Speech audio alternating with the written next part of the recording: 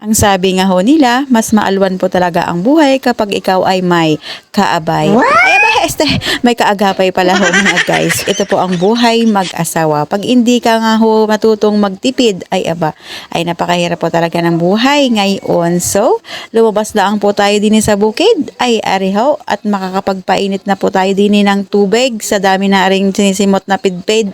Ay, hala. Isang mapagpalang araw nga po sa inyong lahat, mga kainday. So, ngayong araw, samahan niyo po kami. Eto ho, bababa po kami din sa may gubat at kami ho'y hahanting ng mga panggatong. Ay aba, ay nababa na po ang patas. Ay siya, buti na lang po at rest day ng inyong Inday Miles. Ay aba, ay sinamahan ko ho din si Mister. Hari na nga ho at kami iyagyag din pababa. At kasama pa nga ho din yan aking bunso at ang aking pamangking isa.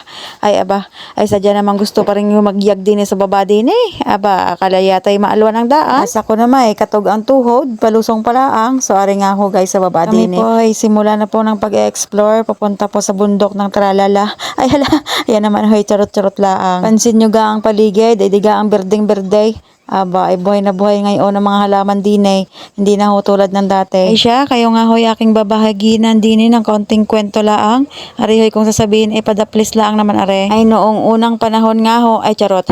Ay noon nga pong bulkanan guys, ay nako makikita mo din ay wala ka na makikita din mga berdeng dahon. Sadya hong mamamanglaw ka at talaga namang kung titingnan mo ang paligid din sa Barangay Maria Paz na arit, napakalapit nga po sa bulkan.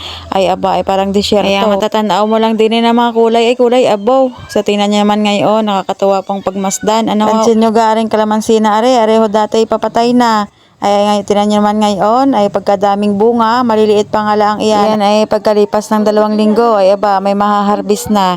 Areho hindi akin, nakibidyo lang ako din Kakalain nyo ako yung may hasyenda din Charot! Aba, syempre, ang may-ari ho din ang mga tiyo, ay aba, ay syempre, ay pagka naman makita mo maraming bunga, di tayo hihingi ng 3 piraso. At maipiga sa gulay at kapartner ituyo. Ay aba nga naman. Ay siya, tama ka na Inday Miles, pagkakantoy mo ga. Siya rin nga ho guys, pakita ko ang paligid na rin, tinan nyo naman, kadaming saging malaking bagay nga ho din sa bukid. Toong magsipag ka lang din magtanim, ay aba, ay pagdating ng araw ikay may aanihin, makata ng inyong Inday Miles, parang hindi Bisaya, abay totoy, patuwad-tuwad ka diyan, baka kayo mahulog. Ayan na nga guys, para na yan payugyog.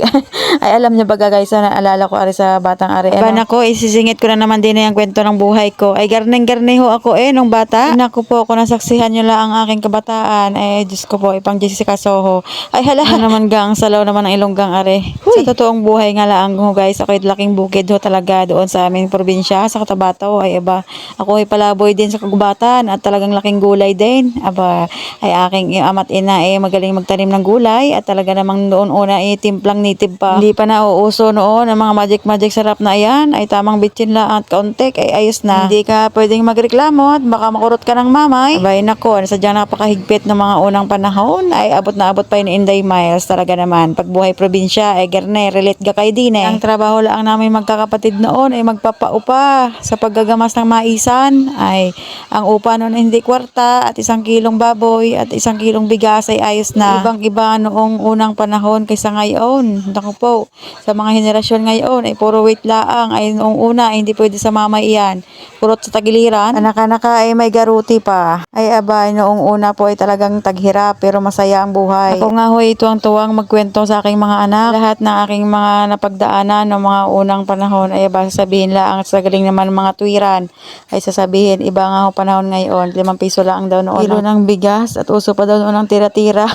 Yung kindigang hubad, ay abatos ko po. Diyan kainaman na. Ay siya, balik na din sa ating kwento at area nga. At ako'y napalaot na naman sa aking pagkakantoy din sa aking buhay at baka ako'y ma-MMK na. Ay hala, ito na nga ho mga kainday, ay tapos na po ang aking asawa din sa pagpuputol at inabot pa po kamay din ng ambon, ay ba.